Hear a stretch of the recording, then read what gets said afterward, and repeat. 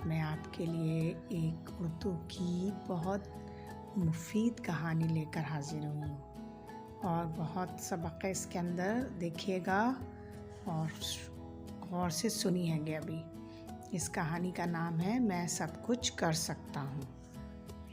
एक दिन लता और हुमा माइकल खेलने के लिए घर से निकले।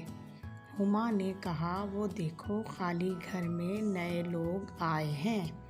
माइकल बोला, चलो देखते हैं कि कौन लोग हैं। जैसे ही वो वहाँ पहुँचे, उनकी नज़र दरवाज़े के सामने व्हील चेयर पर बैठे हुए बच्चे पर पड़ी।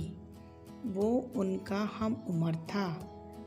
देख रहे हैं ना बच्चों, व्हील चेयर पे बैठा हुआ है बच्चा।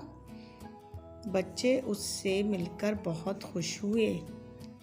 उस बच्चे ने अपना नाम हम्माद बताया। हम्माद ने बताया कि पोलियो की वजह से मेरी टांगें बेकार हो गई हैं, इसलिए मैं चल नहीं सकता। बचपन में मुझे पोलियो के कतरे नहीं पिलाए गए। देखा बच्चों, पोलियो के कतरे ना पिलाने की वजह से इस बच्चे के साथ ये मसला हुआ।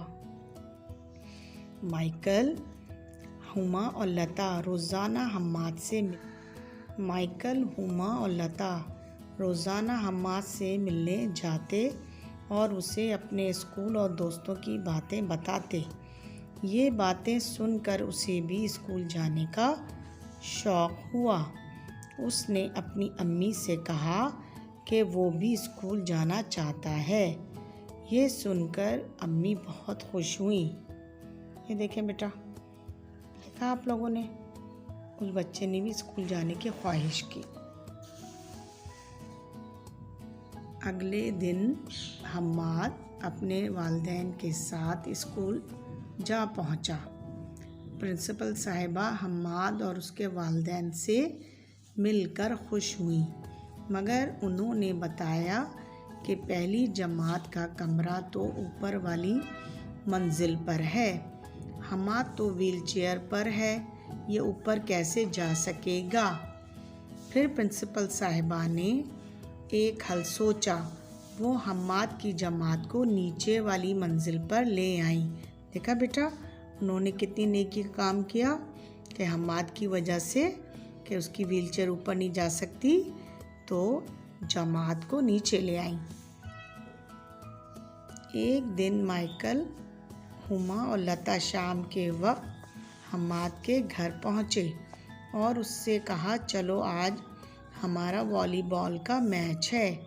ये हम्माद उदास हो गया और बोला, मैं वहाँ जाकर क्या करूँगा। मैं आपके साथ ना तो वहाँ वॉलीबॉल खेल सकता हूँ और ना ही दौड़ सकता हूँ। माइकल बोला, प्यारे दोस्त, तुम क्यों परेशान होते हो। हमने तुम्हें इस मैच में रेफरी बनाया है। तुम हमारे खेल का सबसे अहम किरदार अदा करोगे, क्योंकि रेफरी के बगैर खेल नहीं खेला जा सकता।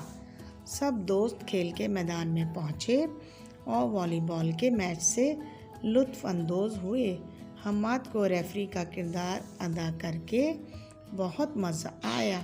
उसे लगा कि वो भी खेल में शामिल है। देखा प्यारे बच्चों, हमेशा अपने आसपास रहने वाले ऐसे बच्चों के साथ इस तरीक़े का बर्ताव करें कि वो मायूसी का शिकार ना हो। कहानी पसंद आई हो तो लाइक करें, शेयर करें और सब्सक्राइब करें। अल्लाह हाफ़िज़।